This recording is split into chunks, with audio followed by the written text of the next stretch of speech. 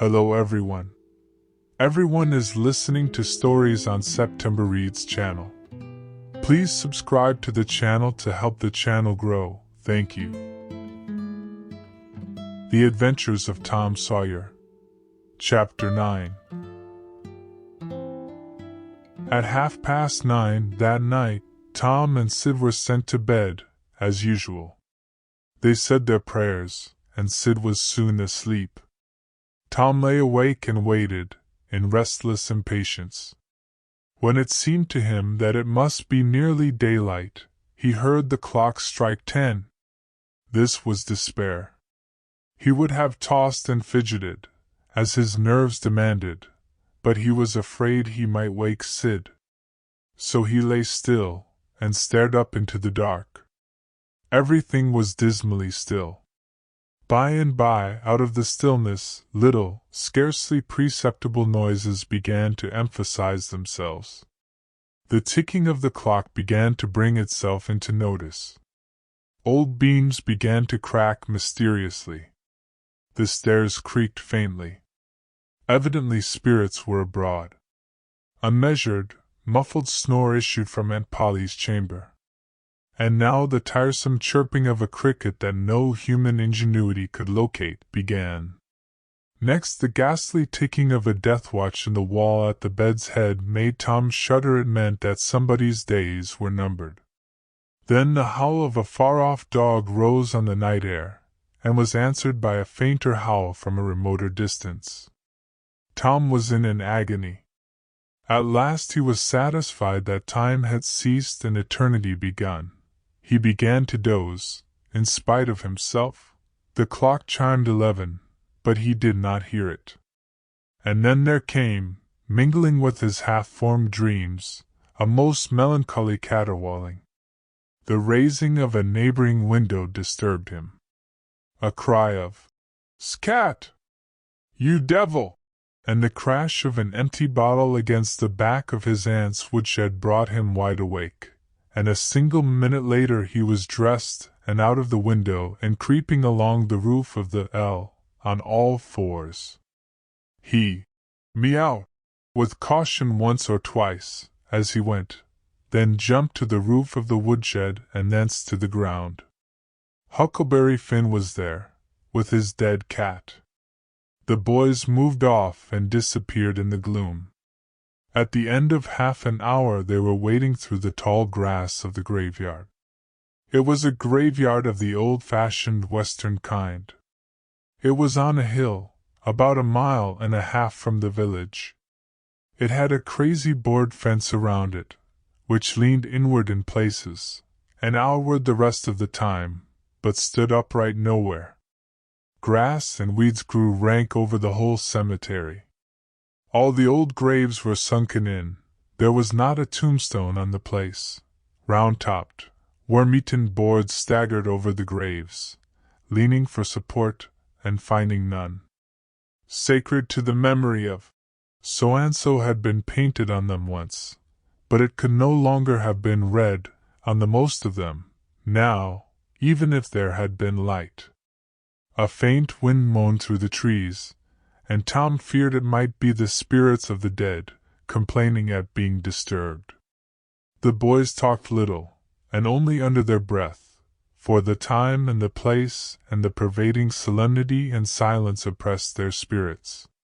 They found the sharp new heap they were seeking, and ensconced themselves within the protection of 3 great elms that grew in a bunch within a few feet of the grave. Then they waited in silence for what seemed a long time. The hooting of a distant owl was all the sound that troubled the dead stillness. Tom's reflections grew oppressive. He must force some talk. So he said in a whisper, "Hucky, do you believe the dead people like it for us to be here?" Huckleberry whispered, "I wished I knowed. It's awful solemn like, ain't it?" "I bet it is." There was a considerable pause, while the boys canvassed this matter inwardly. Then Tom whispered, "Say, Hucky, do you reckon Hoss Williams hears us talking?" "Oh, course he does. Least his sperrit does. Tom, after a pause. I wish I'd said Mr. Williams. But I never meant any harm. Everybody calls him Haas. A body can't be too particular how they talk 'bout these your dead people, Tom. This was a damper, and conversation died again. Presently Tom seized his comrade's arm and said, "S.H. What is it, Tom?" And the two clung together with beating hearts. "S.H. There 'tis again. Didn't you hear it?" There. Now you hear it. Lord, Tom, they're coming. They're coming, sure. What'll we do? I dunno. Think they'll see us? Oh, Tom, they can see in the dark, same as cats. I wished I hadn't come. Oh, don't be afeard. I don't believe they'll bother us. We ain't doing any harm. If we keep perfectly still, maybe they won't notice us at all. I'll try to, Tom, but Lord, I'm all of a shiver. Listen!" The boys bent their heads together and scarcely breathed. A muffled sound of voices floated up from the far end of the graveyard. "Look! See there!" whispered Tom. "What is it?" "It's devil fire." "Oh, Tom, this is awful." Some vague figures approached through the gloom, swinging an old-fashioned tin lantern that freckled the ground with innumerable little spangles of light. Presently Huckleberry whispered with a shudder, "It's the devil sure enough. 3 of 'em. Lordy, Tom, we're goners. Can you pray?" "I'll try, but don't you be afeard. They ain't going to hurt us. Now I lay me down to sleep, S.H. What is it, Huck?" "They're humans. One of 'em is, anyway. One of 'em's old Muff Potter's voice." "No, 'tain't so, is it?" "I bet I know it. Don't you stir nor budge. He ain't sharp enough to notice us. Drunk, the same as usual, likely blamed old Rip." "All right, I'll keep still. Now they're stuck. Can't find it. Here they come again. Now they're hot. Cold again. Hot again. Red hot. They're peeing right this time. Say, Huck, I know another o' them voices. It's Injun Joe." "That's so that murderin' half-breed. I drew that they was devils a derned sight. What can they be up to?" The whisper died wholly out, now, for the 3 men had reached the grave and stood within a few feet of the boy's hiding place. "Here it is," said the third voice, and the owner of it held the lantern up and revealed the face of young Dr. Robinson. Potter and Injun Joe were carrying a hand barrow with a rope and a couple of shovels on it. They cast down their load and began to open the grave. The doctor put the lantern at the head of the grave, and came and sat down with his back against one of the elm trees. He was so close the boys could have touched him. "Hurry, men!" he said in a low voice. "The moon might come out at any moment." They growled a response and went on digging. For some time there was no noise but the grating sound of the spades discharging their freight of mold and gravel. It was very monotonous. Finally a spade struck upon the coffin with a dull woody accent, and within another minute or two the men had hoisted it out on the ground. They pried off the lid with their shovels, got out the body and dumped it rudely on the ground. The moon drifted from behind the clouds and exposed the pallid face. The barrow was got ready and the corpse placed on it, covered with a blanket, and bound to its place with the rope.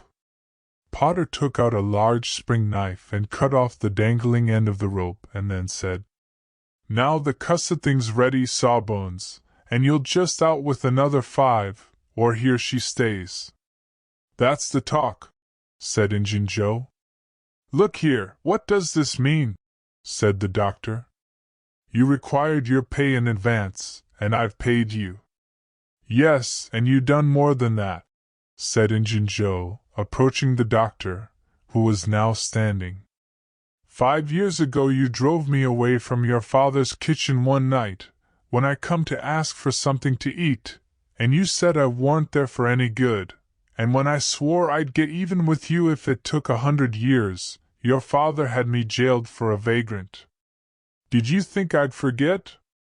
The Injun blood ain't in me for nothing. And now I've got you, and you got to settle, you know. He was threatening the doctor, with his fist in his face by this time. The doctor struck out suddenly and stretched the ruffian on the ground. Potter dropped his knife and exclaimed, "Here, now, don't you hit my part!"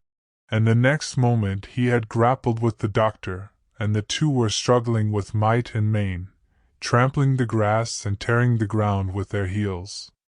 Injun Joe sprang to his feet, his eyes flaming with passion, snatched up Potter's knife, and went creeping, cat-like and stooping, round and round about the combatants, seeking an opportunity. All at once the doctor flung himself free, seized the heavy headboard of William's grave and felled Potter to the earth with it, and in the same instant the half-breed saw his chance, and drove the knife to the hilt in the young man's breast.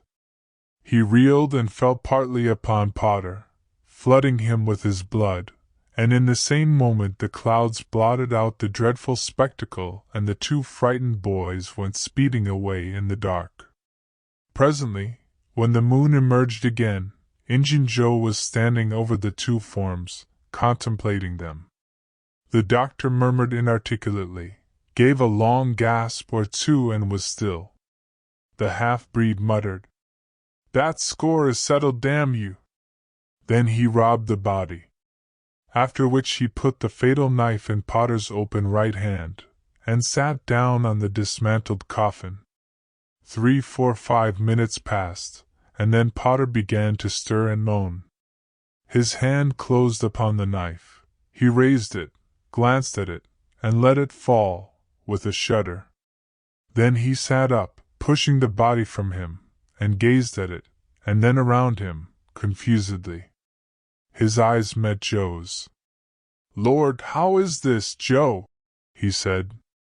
"It's a dirty business," said Joe, without moving. "What did you do it for?" I never done it. Look here. That kind of talk won't wash." Potter trembled and grew white. "I thought I'd got sober. I'd no business to drink tonight.